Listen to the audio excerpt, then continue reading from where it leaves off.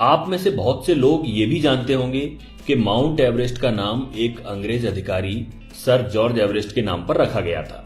लेकिन जो आप में से बहुत से लोग नहीं जानते होंगे वो ये है कि जिन सर जॉर्ज एवरेस्ट के नाम पर माउंट एवरेस्ट का नाम रखा गया, उन्होंने न तो कभी माउंट एवरेस्ट की ऊंचाई मापी और न ही वे कभी अपने जीवन में माउंट एवरेस्ट के आसपास भी फटके।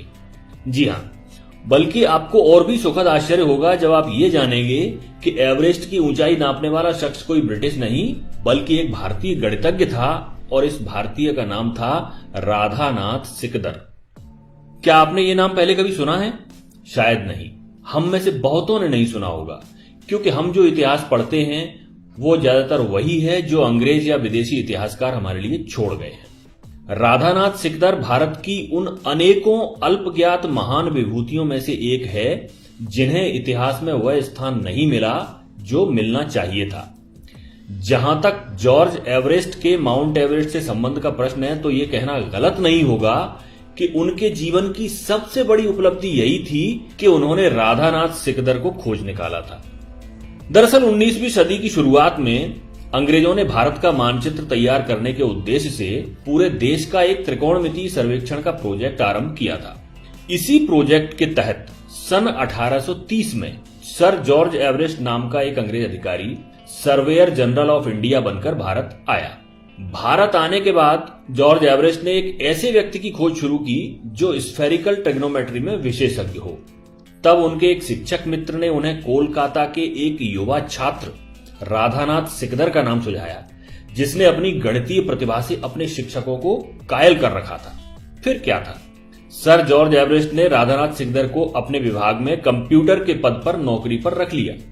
उस समय आज की तरह कंप्यूटिंग का काम कंप्यूटर मशीनों से नहीं बल्कि इंसान कंप्यूटरों से कराया जाता था, जो कागजों पर प्राप्त डेटा को कंप्यूट करते थे। राधानाथ सिकदर बेहद मेहनती और प्रतिभाशाली इंसान थे, जिसके कारण सर जॉर्ज एवरेस्ट उनसे काफी प्रभावित रहते थे। फिर आया साल 1843, जब जॉर्ज एवरेस्ट रिटायर हो गए और उनके स्थान पर नए सर्वेयर जनरल बने कर्नल एंड्रयू स्कॉट वॉ। अब ध्यान रहे, अब तक माउंट एवरेस्ट, जिसे उस समय पीक एक्सवी के नाम से जाना जाता था, की ऊंचाई नापने का काम शुरू नहीं हुआ था। ये तो कर्नल एंड्रयू स्कॉट वॉ थे जिन्होंने राधानाथ को पीक एक्सवी की ऊंचाई मापने का काम सौंपा। राधानाथ अपने काम में जी जान से लग गए और सालों की कड़ी मेहनत के बाद आखिर 1852 में पीक एक्सवी की ऊंचाई बताने में सफल हुए। उन्होंने बताया कि इसकी ऊंचाई 29,002 फीट है, जो दुनिया में ज्ञात सभी पर्वत चोटियों से ज्यादा है। लेकिन इसके बाद भी इसकी तत्काल घोषणा नहीं की गई क्योंकि राधानाथ अपनी हर गणना से हर तरह से संतुष्ट होना चाहते थे।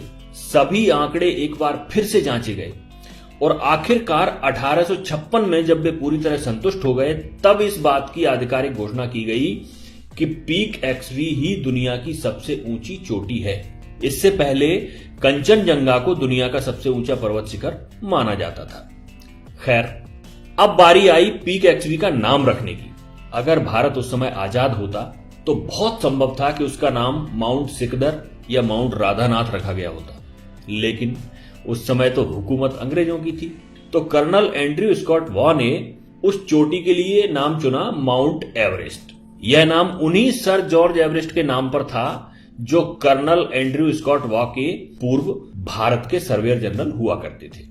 तो इस तरह एक प्रतिभाशाली और परिश्रमी भारतीय गणितज्ञ, जिसकी शोहरत पूरी दुनिया में होनी चाहिए थी, जो अपने काम के प्रति इतना समर्पित था कि उसने आजीवन विवाह नहीं किया, उसके योगदान को बड़ी आसानी से भुला दिया गया। लेकिन उस समय तो जो हुआ सो हुआ, शासन अंग्रेजों का था और हम ज्यादा कुछ कर नहीं सकते थे। परंतु दुख की बात तो यह है कि आज इतने सालों के बाद भी जब भारत आजाद हो चुका है, हम में से ज्यादातर भारतीय अपने ही देश के इस महान गणितज्ञ का नाम तक नहीं जानते हैं। क्या आपको नहीं लगता कि हमें अपने बच्चों को इतिहास के इन भूले बिसरे नायकों के बारे में बताना चाहिए? क्या यह अच्छा नहीं होगा कि हम जब भी किसी बच्चे को माउंट एवरेस्ट के बारे में बताएं तो उसे साथ ही साथ राधानाथ सिकदर के बारे में भी बताएं? अपने विचार कमेंट में जरूर बताइएगा। जल्दी हाजिर होते हैं आपके समक्ष एक नई जानकारी लेकर।